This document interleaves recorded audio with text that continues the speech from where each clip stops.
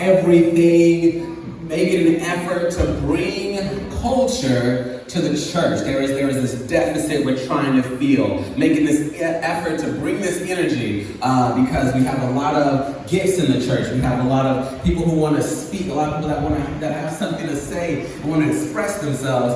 And Lyrical Opposition always is making that opportunity available. So we're going to hear from a number of different artists tonight. We got some singers, we got some poets, we got some rappers, we also have some more singers. So I'm actually juiced about that.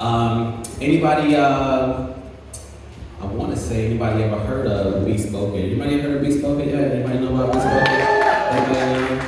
Anybody heard of I Say Out before? Anybody know I Say Out? I'm just saying, I love poetry, but we got to be real blessed when it comes to the singers this night. So I'm gonna get it started with a quick piece, and then we'll get to our first artist, second artist, third artist, so on and so forth. So again, I'm a spoken word poet.